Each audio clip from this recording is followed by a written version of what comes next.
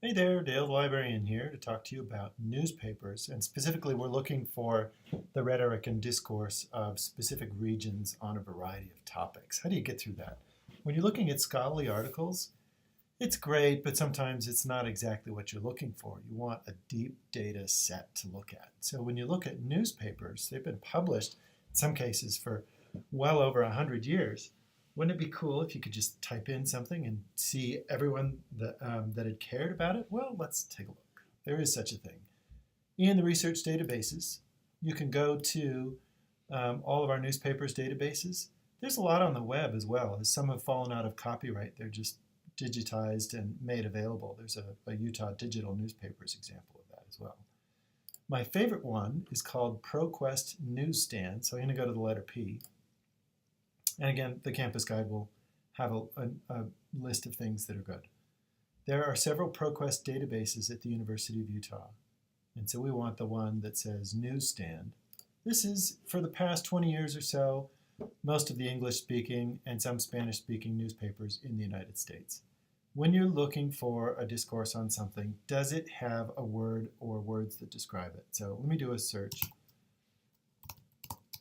I'll do Black Lives Matter, which is the name of a movement that is self-identified with this terminology.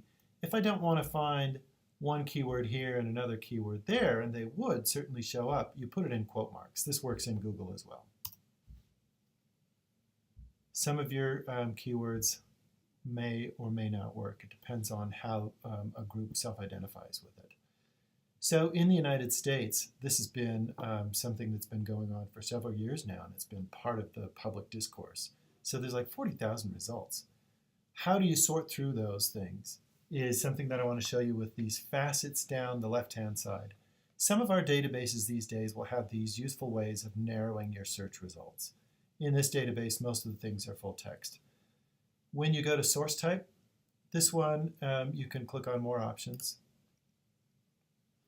And you can see they're kind of loosely put together. Even though this is a newspaper database, there's some other things. Don't worry about this one. Newspapers don't often add that metadata, so some of these are not necessarily reliable. Publication date, however, is very reliable because what they'll do is they'll upload a newspaper article the day of, and that the date in a newspaper is very critical. So you can see where a lot of the movement has shown up in recent years. And if you click on update after scrolling up from probably 1994 or something like that, it will churn through and it will narrow it down. And you can see significant moments where there was a rise in it and then maybe a decline.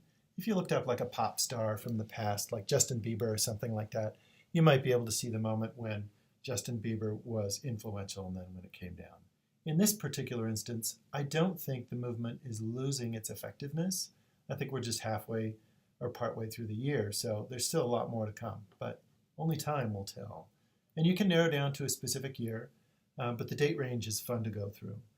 Another one, publication title, is good. Something to be aware of is that it will sort it by the incidences that are most frequent. What's a university wire? A wire feed is something where some association, maybe Associated Press, maybe University Wire, there's some other ones, where you can write an article and then any number of publications can pick it up, or blogs. So what you'd look for in this case is something more regional. New York Times, Washington Post, or national papers. But you could get down Star Tribune, Chicago, there's even some blogs that show up here. But St. Louis, that was a big one for the movement's beginnings. So you can see different cities. So if you wanted to analyze a particular city, you could even narrow down to a local newspaper of your choice. Another one that you should consider is document type. But again, it's a mishmash. But the reason that I would like you to consider this one is you can go straight to the editorials. So if you wanted to go through commentary and editorials where somebody was giving out their opinion on a matter, that would be a great way to go through. The other ones are not quite as defined, and that's all right. Company and organization is good if you're looking for a company that did something. But if you go to location, especially for social movements like this, you can go to specific areas and analyze the rhetoric. So if you wanted to pick two different cities, so for example, something in Minneapolis and something in Texas might have different viewpoints. And again, you could go and do that editorial moment in those two cities. And then you get a rich amount of things that you could look at that had a lot of focus and maybe get some of that pro and con discourse and opinions. There's also keyword strategies. Oh, by the way, if you click on the title, you'll get the full text.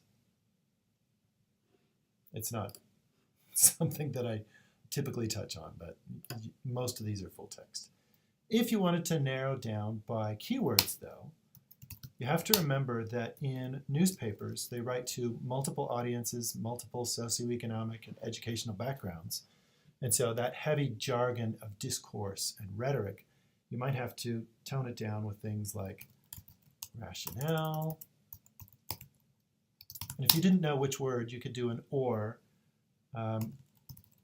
reasoning or values.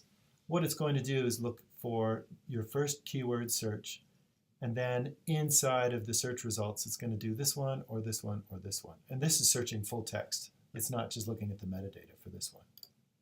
So we go from 40,000 down to, it's churning through, down to quite a bit lower. So here is a way of narrowing down, and then you could go into the editorials and commentary, or whichever way you want to go. The more keywords that you add, the narrower your results are going to be. All right, so if you have any questions about finding things in newspapers, send me an email. I'd be happy to help. Have a good one.